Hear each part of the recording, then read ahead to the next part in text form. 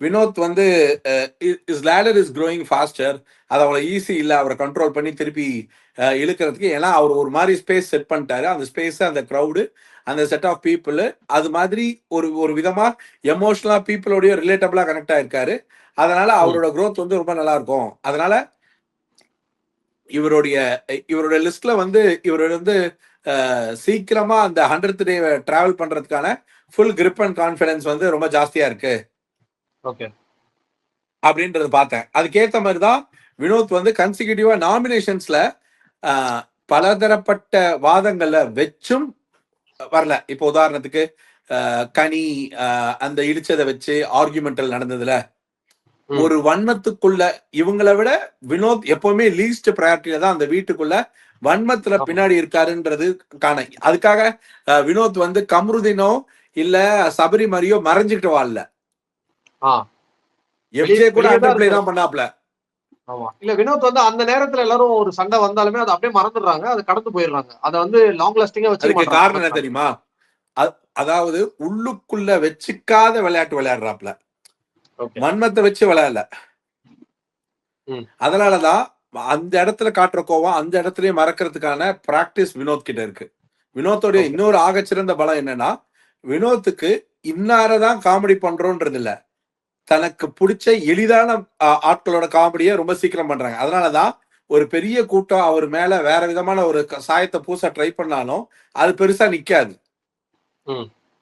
இன்னொரு விஷயம், வினோத்துக்கெல்லாம் இந்த ஷோவுடைய கப்புக்கு தகுதியா இல்ல இந்த ஷோல முன்னாடி முன்னா இப்ப நீங்க காமிச்ச கூட்டத்துல ஒருத்தங்களால இயல்பா வீட்டுக்குள்ள இருக்கிறவங்களையும் வெளியில இருக்கிற பெருவார மக்களையும் ஒரு மாதிரி சந்தோஷத்துக்கு தள்ளிட்டு போகக்கூடிய ஒரு ஸ்பேஸ் இருந்தா மட்டும்தான் இந்த நாமினேஷன்ல இப்படி எஸ்கேப் ஆக முடியும்.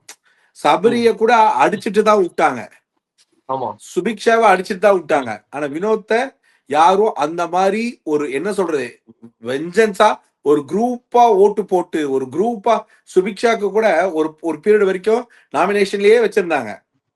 ஆமா பட் இவர் 3 வாரம் தப்பிச்சிட்டாரு.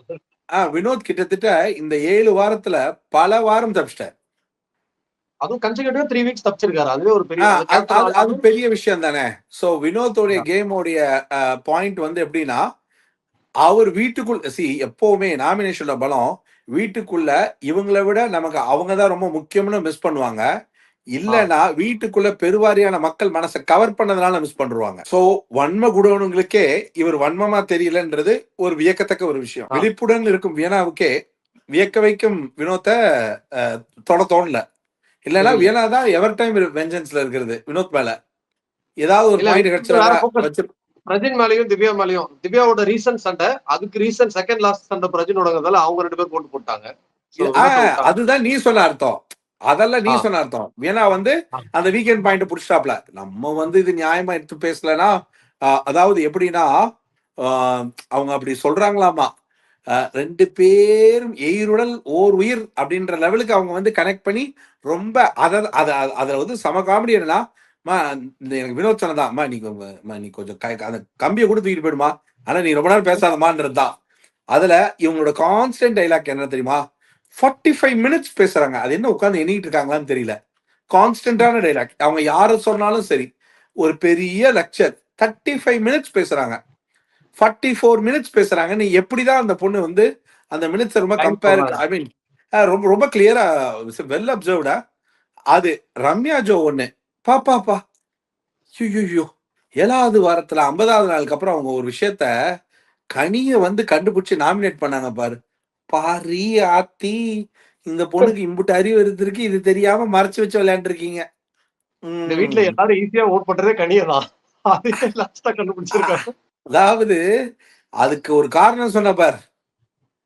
சில பேரை இந்த ஷோல சொல்லி அனுப்புவாங்க, இவங்களெல்லாம் சொல்லிக்காம அனுப்புறது நல்லது.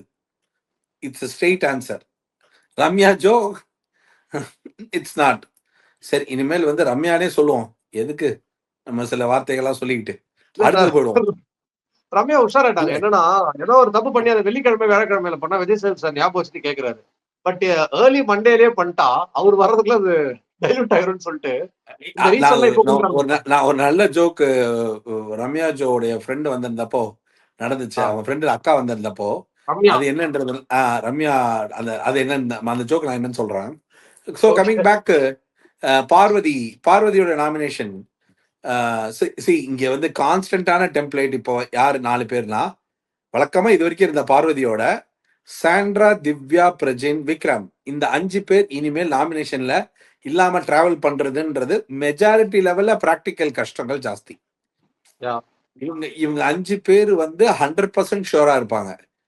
இந்த 5 பேருக்கு நடுவுல இப்ப இந்த மாதிரி அதாவது எப்படின்னா ஒரு எஃப்ஜே, ஒரு கமருதீன், ஒரு அரோரா, ஒரு சுபிக்ஷா அண்ட் ஒரு வியனா, சரியா? ம். இந்த 5 பேர் இல்லாம இந்த 5 பேரோட வினோத், சபரி, ரம்யா ஜோ இந்த 8 பேர், சரியா? இந்த 5 இந்த 5 இல்லாம இந்த 8 பேருக்குள்ளதான் இன்னொரு 3 பேர் வந்து அந்த 3 பேர் கொஞ்சம் இந்த 5 பேர் எப்படி பார்த்தாலும் நாமினேஷன் வருவாங்க, எப்படி பார்த்தாலும் எலிமினேட் ஆக மாட்டாங்க.